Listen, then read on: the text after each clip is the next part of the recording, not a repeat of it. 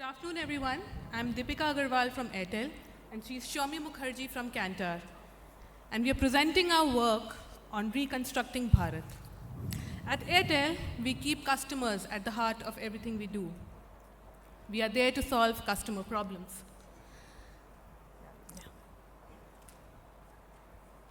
We are there to solve customer problems. Customer problems and tensions are very often linked to their occupation, their affluence, and their life stage, as you can see. These three things combined actually define what we call as occupational cohort at Airtel. For example, most of us in the room would either be early jobbers, mature professionals, or businessmen. There are other occupational cohorts like affluent housewives, non-affluent housewives, students, so on and so forth. But whose problems do we prioritize depends on the size of the occupational cohort and size of the total addressable market. Until now, there existed no unified or legitimate data source that could actually help us size these occupational cohorts. Precisely the reason we went to Kantar and said, can you help us size these occupational cohorts at a district level in India? Airtel's research brief had two major requests. One, to estimate the population at a district level, and two, to layer it over with an occupational profile. What was the challenge? Census in India happened in 2011, and since then, the country has seen massive transformation. It was not only limited to the increase in the number of towns or districts or villages, but also certain structural changes. We have more and more women employees in the workforce. The median age has risen. We are all familiar with the explosion of gig economy that has happened in the recent times. And yet, there is no such reliable, granular, district level estimation available from a credible source. That's when we thought of building a district-wise population estimation model, which can serve as a modern day blueprint for businesses like Airtel and can help them in their strategic thinking in an absence of an updated census. So, our estimation process was broken down into two major steps. One, estimating the population with census 2011 being the starting point. So, we had recasted the population of 640 districts then to 783 now, and then finally, we had layered it over with the births, deaths, and migration over the years. The step 2 was to use Kantar syndicated sources to layer in the rich user profiles across life stage, occupation, and affluence. And as you can see, this required us to scroll through diverse data sets across government and syndicated sources, each of which came with its own set of challenges. So, when we even started, before we even started with the estimation process overall, we had to tame down the data chaos into certain order. So, the very first challenge that we faced was the nomenclature mismatches across the sources. Let me give you an example. So, a district like Azamgarh, how many ways can it be spelled? It can be spelled with a Z, with a S, with a hyphen, with a space, and so many combinations, right? So, this was not allowing us to merge the data for Azamgarh across sources, even though it was available. So, what we did was, we had created a concordance table, where for each region, we had listed down all the possible nomenclatures that were there across the sources, and then used this table as a reference to run a back-end algorithmic technique and consolidate all the data sets that we have across sources for a particular region. The second challenge that we faced was the sheer diversity of data formats across the 5,000 plus data sources we were working with. Imagine the birth and death data coming across in a format like it is in an image format for a district like Ashoknagar, or it is an Excel for Kollam, it is a PDF for Howrah. How would you even merge it?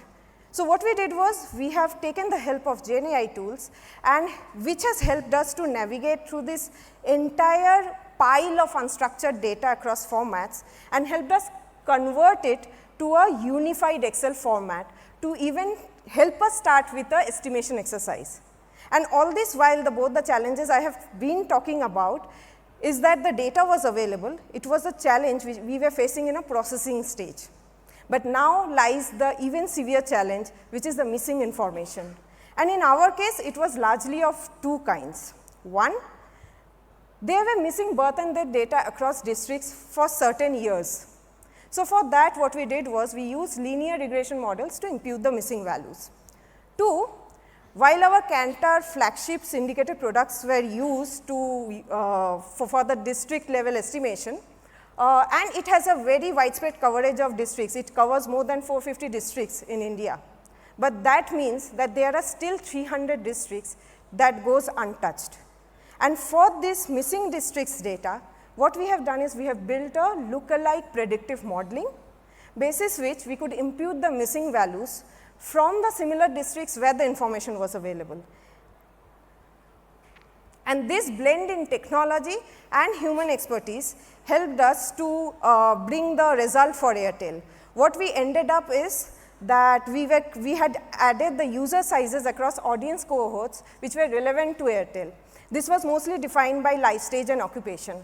And then further to it, what we did was we had added in affluence and decision making capability to arrive at a pyramid like structure, as you can see in the screen, at a district level. So this bottom of the pyramid represented the dependence across non-affluent cohorts. You can see the elderlies or very young people lying here. And on the wealthy section, which is at the top, these were mostly the CWIs across affluent households, spanning across the businessmen or the shopkeepers and professionals. So this had laid a very powerful foundation within Airtel for a sharper targeting and better planning. All our estimates were very much validated with trusted sources across government releases as well as international publications. In the morning, we were having a session with Saurabh from MOSPI, where he was citing multiple studies, NSSS, ASUS, and many others, right? So all our occupational, the PLFS data, the important one, which was very crucial for us for validation, and all our occupation cohorts were closely talking to what numbers have been projected there. This gave us a very good confidence on the robustness of the model. Well, and how did Airtel use this?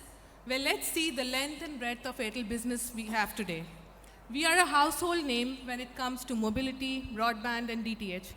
We run our own financial services, bank, and an entertainment app. We have an equally growing and thriving B2B business, where we sell internet services, IoT, CPaaS, so on and so forth. Having said this, this is the only study that has the potential to impact the business 360 degree. It touches all the length and breadth of Airtel businesses. For example, at a district level, where should we put our next site? Which districts should we prioritize to next fiberize? Who are the underbanked? Also, what's the size of the exploding gig economy in the country today? In fact, as soon as the study was released, it was immediately put to use to size a very promising, attractive cohort of the future for Airtel. Who are they? Where are they? What are they doing? It helped us write very sharp proposition for this cohort. Net-net, it is one of the most potent pieces of work Airtel has ever done that's going to stay on our shelves for the next 2 years at least. Thank you. Thank you.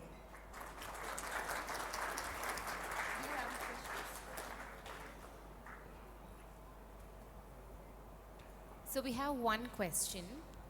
They want to understand the exact breakdown of how you identified that each district had n number of various versions of the names. Like you said, there are different spellings, right? They want to understand the breakdown of how you arrived at these are the only existing spellings of it. It's a very generic question. Yeah, sure. I will take that up. So yeah, multiple places we were facing with the same problem, that the district names were misspelled or maybe coming with different kind of spellings across the sources.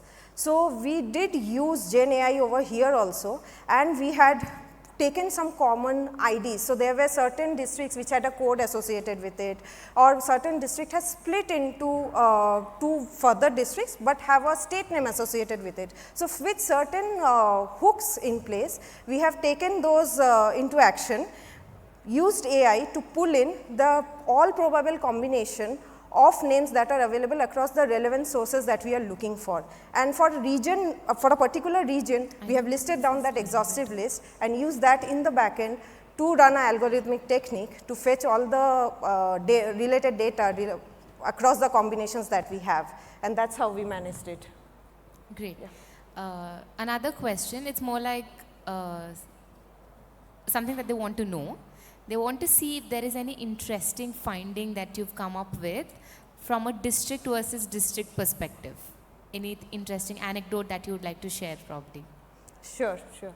So, on a district level, apart from the district level, the global finding that we had was a steep fall in the agricultural workforce and the shift of this workforce towards a gig economy.